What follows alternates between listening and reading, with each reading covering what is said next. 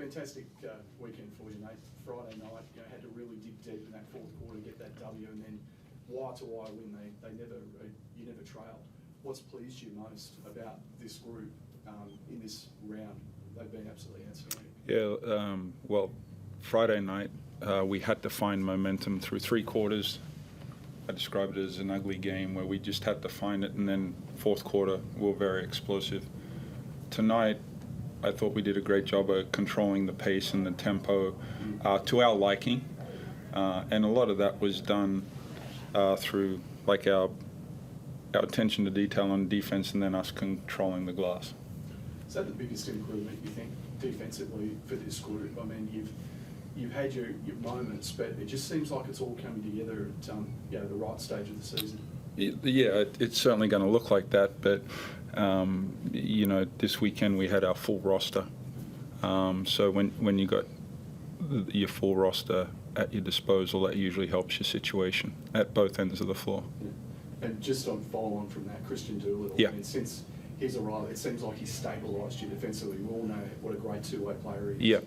Yeah. Look, it's good that he's finally getting some recognition for what he can do on the basketball court at both ends, and he embraces the challenge at the defensive end, no matter who's influencing the game for the opposition. So that's a nice thing that we have. But what's good about this team right now is different guys are contributing when they have the opportunity. Like Almanza come in, offensive rebounds, Ty Webster come in, and the pace that he plays with gives us a different gear. And then, like Wag settles us, Windler, big offensive rebound down the stretch. So when you're a good team, you have people like just contributing in their own ways, which really impacts and affects winning. And you mentioned offensive rebounds, 23. Yep. Was that a big focus for you? Obviously you had very little time to recover after that game, flight, cross country, etc. Yep. Was that a big focus for you tonight? And also the points off the second chances as well? Look, rebounding forgives all sins, whether you're playing bad defense or bad offense. So we had great pursuit and intent tonight to control that. And you saw, like, we have multiple guys that can go and find an extra possession for us. Jesse, congratulations on the 500. What does it mean to you? You're just the fourth player in NBL history to get to the 500 with one club. The other three are legends: Andrew Gaze, Brett Maher, Matty Campbell. What does it mean to you to get to the 500 mark? Oh, it's a big question. No, it means a lot. I spoke during the week, and me and my wife arrived in Perth I said with nothing, but just with a couple of bags, and you kind of start life out, and 16 years later still there, and 3 kids and married, and so I feel like I've kind of grown up with the club. A lot of my life has revolved obviously around basketball, but around the club and the relationships that you form over the years and the experiences that you have. So it's been a huge part of our life, and I consider myself really privileged to be there that long. What's kept you going though?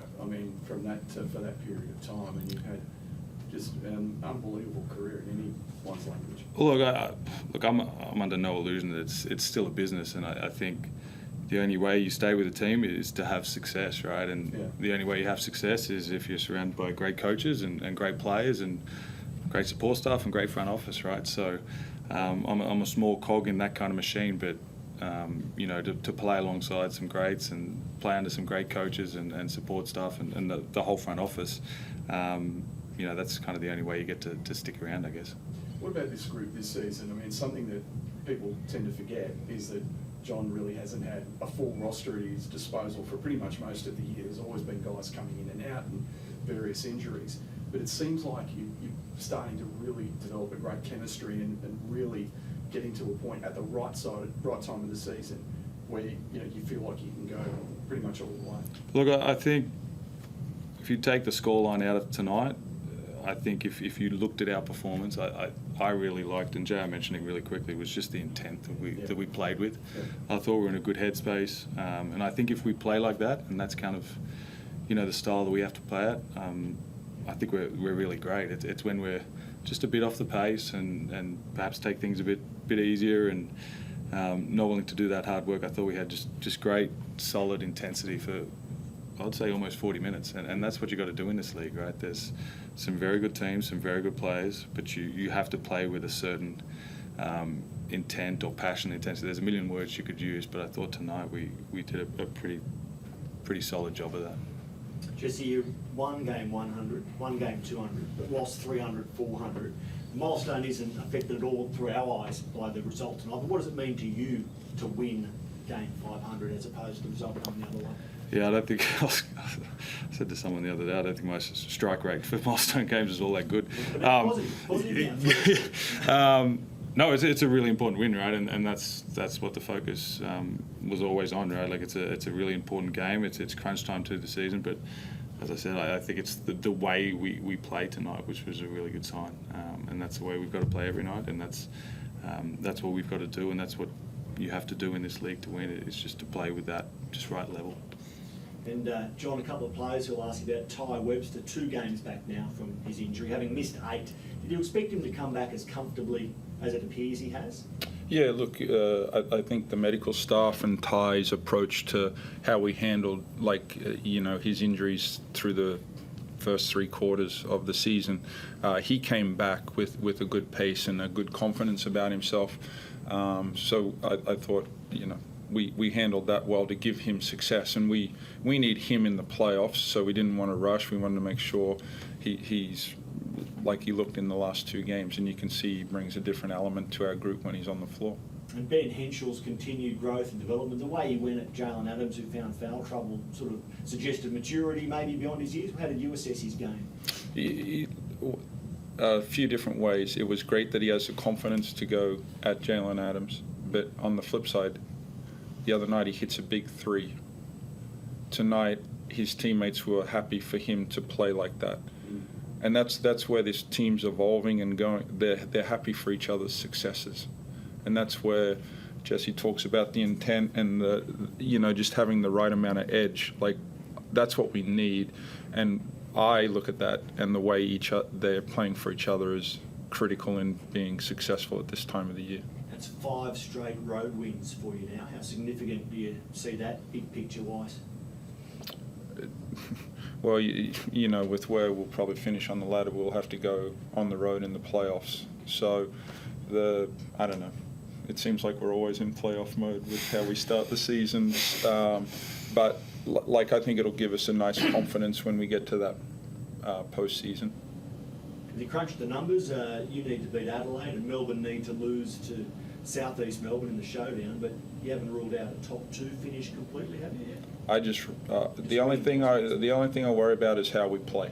I can't worry if my energy's going to that stuff. I'm not going to give these guys my best effort. Those things take care of themselves. And if we finish wherever we finish, the playoffs are on, and it's a clean slate for everyone that makes it that far. Jesse, we spoke to a very proud sister, Naomi, who mentioned the big family influence here. Just tell us who was here tonight to support you and what that support meant. Yeah, it was great to have some family. Obviously, Perth's a long way away, but growing up in Canberra, it's relatively close to Sydney. So my sister and sister's husband, her daughter, my auntie and my mum were able to make it. So it was nice to have a little bit of support. But it was good. It was great. I forgot to ask you, just a word on this guy. I mean, coming from someone who's yourself been such a legend of the game and played with and against the all-time greats, this guy's, he kind of has been doing it quietly, but Yep. he's been a key part of how many championships and, without a doubt, one of the greatest role players in NBL history. But how do you assess him over your short time with him? Yeah, like to steal your words, role player. He's a superstar in his role. Yeah. And over the years, his role has been really different on different teams. And even in my time with him, we've had some moments where we've had to figure out who our group is, and he's just all about the right things. And he touched on it before about, like, it's a business. He makes himself a valuable person, not player, person. And that part of it, like everyone sees him play and all the accolades and 6 championships, but the person, to get out of bed every day and to go about his business the way he does and then embrace his teammates, like, invaluable. And that's what makes him the champion and the legend that he is at the club. And 100% shooting in game 500. Means you didn't shoot enough, right? Should have got more up. If you haven't missed, you haven't shot enough. Game 200, he hit 6 threes in the entertainment centre. It was the last game the Kings ever played there, so he's made a habit of it. Anyone on the Zoom? Okay, thanks guys. Thanks, guys. Come on, Craig. Injury updates.